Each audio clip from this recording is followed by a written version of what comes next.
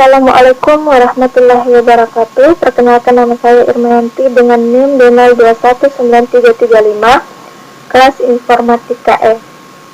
Di sini saya akan membahas tentang materi pertemuan pertama hingga akhir. Yaitu materi pertama ada sejarah K3.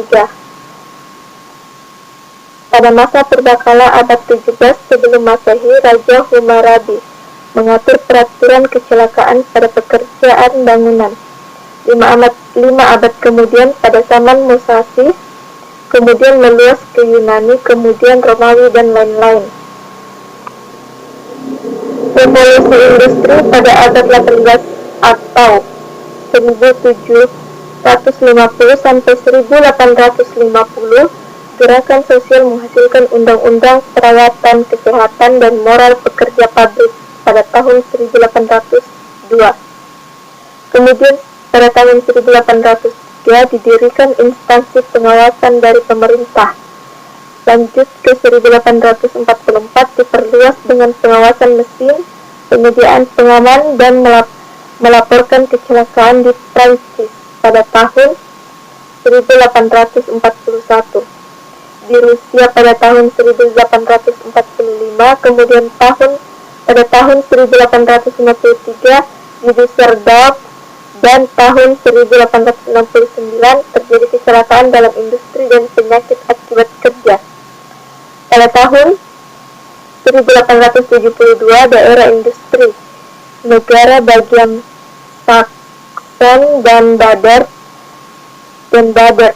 Kemudian tahun 1878 di seluruh negara bagian Jerman.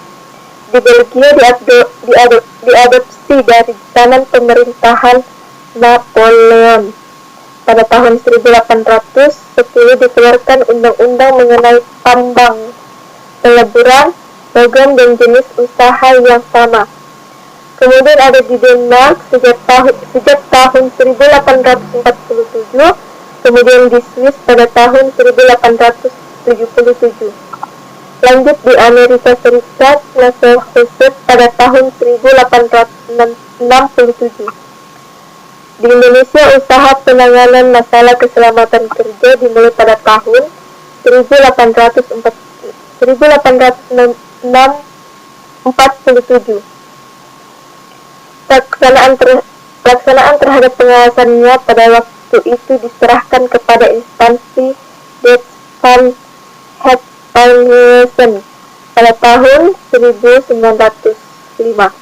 Dikeluarkan Veiligheid-Reglement disingkat VR dan diperbarui pada tahun 1910 dengan Stadblok nomor 406 pada tahun 1930 dikeluarkan Thomas Bentley dan Tom Verordening Metropolitan Reglement.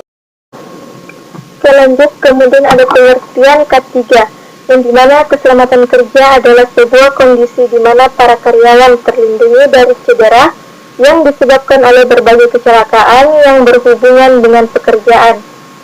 Kesehatan kerja adalah sebuah kondisi di mana para karyawan terbebas dari berbagai penyakit fisik dan emosional yang disebabkan oleh pekerjaan.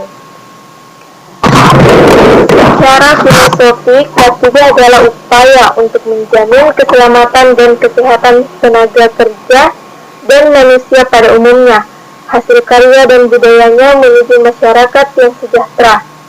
Keselamatan dan kesehatan kerja atau K3 adalah melindungi keselamatan dan kesehatan para pekerja dalam menjalankan pekerjaannya melalui upaya-upaya pengendalian semua bentuk potensi bahaya yang ada di lingkungan tempat kerjanya. Contoh, ada promosi, kemudian mencegah, kemudian melindungi, dan penempatan dan pemeliharaan.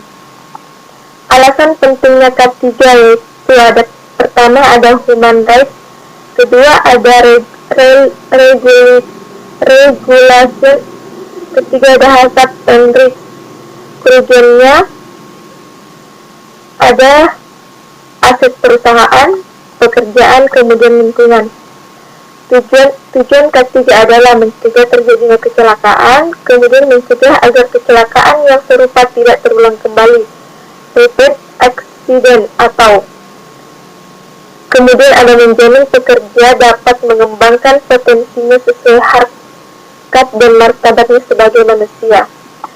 Tujuan akhir dalam K3 adalah sehat, fisik, mental, dan sosial, dan spiritual. Prinsip yang ada di K3 yaitu pertama, di setiap pekerjaan bisa dilakukan dengan selamat. Kemudian kecelakaan pasti ada sebabnya. Kemudian ada penyebab kecelakaan harus dicegah atau ditiadakan. Kemudian ada mengetahui pekerjaan yang akan dilakukan. Kemudian mengetahui langkah atau tahapan pekerjaan tersebut. Lalu ada mengetahui bahaya dari pekerjaan yang dilakukan. Dan terakhir ada mengetahui cara mengendalikan bahaya-bahaya tersebut. Lanjut ke dasar-dasar K3, yaitu ada definisi dasar-dasar ketiga.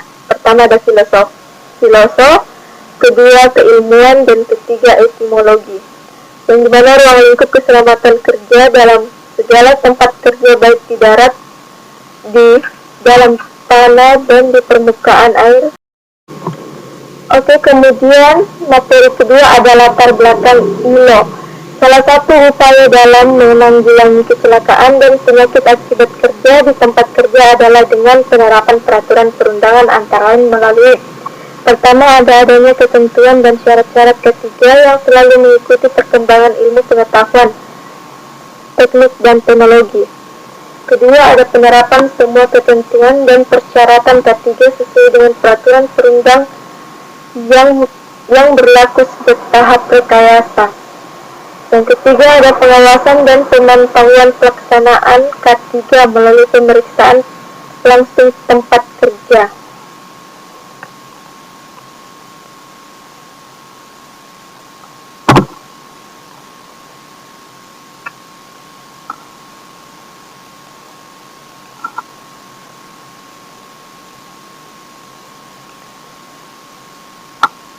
Kemudian ada definisi insiden, yaitu suatu kejadian yang tidak diinginkan bila mana pada saat itu sedikit saja ada perubahan maka dapat mengakibatkan terjadinya insiden.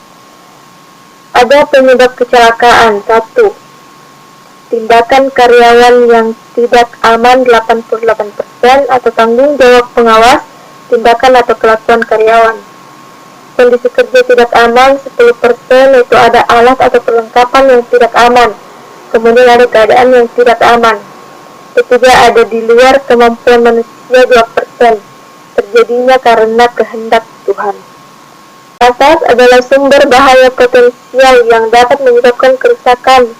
Kemudian ada dengar, merupakan tingkat bahaya dari suatu kondisi di mana atau kapan muncul sumber bahaya. Dengar adalah lawan dari aman atau selamat. Harm adalah kerusakan atau bentuk kerugian berupa kematian, cedera, sakit fisik atau mental, kerusakan properti, kerugian produksi, kerusakan lingkungan, atau kombinasi dari kerugian-kerugian tadi. Lanjut ke materi keempat, alat perlindungan diri APD. APD adalah pakaian khusus atau peralatan yang dipakai petugas untuk memproteksi diri dari bahaya fisikal, kimikal, biologis, atau bahan infeksius. Ada persyaratan APD, yaitu pertama sesuai dengan jenis bahaya yang dihadapi. Kedua, terbuat dari material yang tahan dari bahaya tersebut. Ketiga, ada memiliki konstruksi kuat. Keempat, ada tidak meningkatkan risiko bagi pemakainya. Kemudian ada tidak mengganggu pada lain yang bersamaan dipakai yang bersangkutan. Dasar-dasar hukum pengguna APD. Adapun dasar hukum undang-undang tentang K3 adalah Undang-Undang Nomor 1 Tahun 1970 tentang Keselamatan Kerja. Undang-Undang K3 menetapkan syarat keselamatan dan kesehatan kerja yang berkaitan dengan APD kepada pekerja. Hal ini tercantum dalam pasal 9 ayat 1 Undang-Undang K3 yang mewajibkan manajemen perusahaan untuk menjelaskan dan menerapkan kondisi dan bahaya di tempat kerja. Semua pengamanan dan APD yang wajib di tempat kerja. Kemudian ada pasal 12 dan pasal 14 Undang-Undang K3 Permen Tenaga Kerja dan Transmigrasi nomor 03 1982 pada pasal 1 ayat 2 dan pasal 2 ayat 1. Kemudian ada jenis-jenis APD. Pertama ada pengaman mata, kedua pengaman wajah, ketiga pengaman terjatuh, keempat pengaman tangan, kemudian pengaman telinga dan pengaman pernapasan. Kemudian ada pengaman kaki, pengaman pakaian kerja, kemudian pengaman kepala.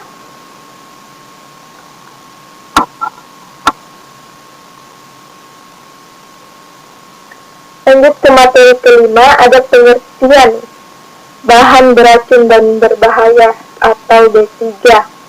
Menurut Bapedai 1995, B3 adalah setiap bahan sisa atau limbah suatu proses kegiatan produksi baik pada skala rumah tangga, industri, pertambangan, disebut dan lain sebagainya yang mengandung bahan B3 karena sifat toxicity, flammability dan reactivity dan corrosivity, serta konsentrasi atau jumlahnya baik secara langsung maupun tidak langsung dapat merusak atau mencemar lingkungan dan membahayakan kesehatan manusia. Kedua ada berdasarkan Undang-Undang Nomor 32 Tahun 2009 tentang perlindungan dan pengelolaan lingkungan hidup, limbah bahan berbahaya dan beracun yang selanjutnya disebut limbah B3 adalah sisa suatu usaha dan kegiatan yang mengandung B3. Prinsip dasar pencegahan dan pengendalian B3, identifikasi bahan kimia dan instalasi terkait atau digunakan untuk mengenal ciri dan sifat bahan kimia dengan pendataan yang rapi, teratur, bertanggung jawab dalam hal label dan kode. Kemudian ada evaluasi dan prediksi risiko apabila terjadi kecelakaan. Kemudian ada pengendalian sebagai alternatif berdasarkan identifikasi dan evakuasi yang dilakukan. Bahaya faktor ergonomi, menyediakan posisi kerja atau duduk yang sesuai meliputi sandaran, kursi atau bangku dan atau tikar bantalan untuk berdiri. Desain workstation sehingga alat-alat mudah dijangkau dan bahu pada posisi netral, rileks dan lengan lurus ke depan ketika bekerja. Kemudian ada materi 6 yaitu api, adalah suatu reaksi kimia yang merupakan hasil bertemunya unsur oksigen O2, bahan bakar dan panas. Ketiga elemen tersebut dikenal dengan segitiga api. Yang A yaitu bahan bakar padat. Bahan bakar padat adalah bahan yang mudah terbakar dalam bentuk padat. Cara penanganan kebakaran pada bahan padat relatif lebih mudah daripada bahan bakar cair dan gas karena bahan jenis ini relatif lebih mudah dipisahkan dengan unsur kebakaran lainnya. B. Bahan bakar cair. Bahan bakar cair merupakan bahan yang cukup sulit untuk ditangani, apalagi yang bersifat korosif, mudah meledak dan mempunyai berat jenis yang lebih kecil dari air. C. Ada bahan bakar gas, yang merupakan bahan yang sangat berbahaya karena bahan ini mudah meledak jika terjadi peningkatan suhu, peningkatan tekanan dan terkena benturan udara.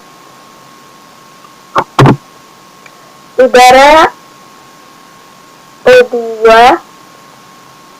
udara cat yang berbentuk gas yang tersedia di alam dalam jumlah yang tidak terbatas. Udara mengandung berbagai macam gas, di antaranya yang cukup besar adalah nitrogen dan oksigen. Oksigen termasuk bagian dari segitiga kebakaran, sehingga gas ini merupakan bagian yang cukup penting dalam proses kebakaran. Penanggulangan kebakaran. Yang pertama, ada kebakaran harus ditangani dengan baik. Yang kedua, ada untuk menjalankan 3 langkah tersebut diperlukan sistem pengendalian kebakaran atau SPK. Kemudian ada mengontrol asap. Kemudian melakukan evakuasi. Lanjut ke pemadaman kebakaran. Ada 3 tahap pemadaman kebakaran yang itu berkaitan dengan tahap-tahap terjadi kebakaran, yaitu ada memadamkan api tahap dini. Kedua, ada mencegah api tumbuh. Kemudian ada mengontrol asap. Lanjut ke pencegahan api menyebar. Jika api tidak segera dikuasai dan semakin membesar, maka diperlukan langkah untuk sebagai berikut, yaitu pertama, ada melokalisir api, melakukan pendinginan, kemudian mengurangi bahan yang terbakar. Kemudian ada cara mengontrol asap. Sebagian besar bahan yang terbakar menghasilkan asap. Asap yang berupa gas yang mengandung berbagai unsur sangat membahayakan kesehatan. Bahkan banyak korban jiwa dalam kejadian kebakaran yang disebabkan karena menghirup asap yang berlebihan. Oleh karena itu, timbulnya asap harus dapat ditangani dengan baik. Cara penanganan asap: 1. Penerapan tata udara sesuai standar pada suatu bangunan. Pemasangan alat deteksi asap. Kemudian ada pemasangan instalasi smoke stand. Materi ketujuh atau terakhir ada ergonomi. Ergos yang artinya kerja, dan nomos artinya hukum. Definisi ergonomi menurut Worksite dan Couture pada tahun 1997 adalah kajian yang integral antara pekerjaan, alat, tempat, dan lingkungan kerja, yaitu lingkungan di mana pekerja dapat melakukan pekerjaannya dengan aman dan nyaman. Menurut Charpanius, yang dikutip oleh Sanders, mengatakan ergonomi ialah suatu cabang ilmu yang sistematis untuk memanfaatkan informasi mengenai sifat, kemampuan, keterbatasan, dan karakteristik manusia lainnya untuk merancang alat, mesin, pekerjaan, sistem kerja, dan lingkungan sehingga orang dapat hidup dan bekerja pada sistem itu produktif, efektif, aman, dan menyenangkan.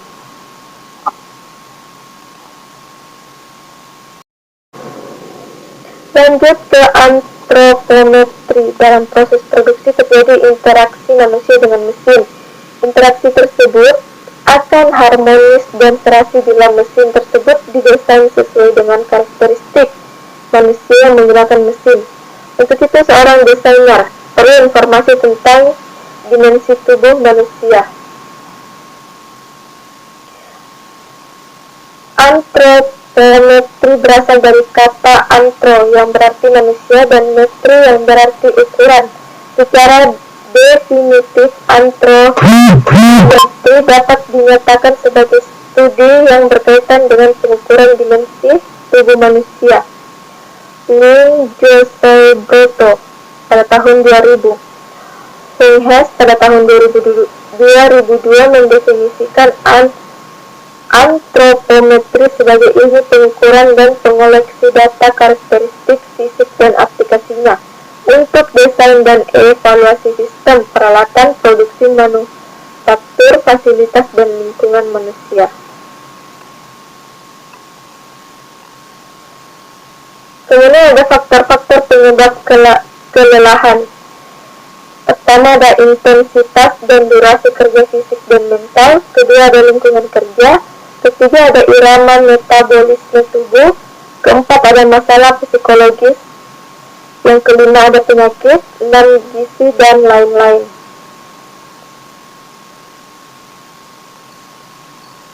Sekian dari saya. Wabillahi taufiq wal hidayah. Wassalamualaikum warahmatullahi wabarakatuh.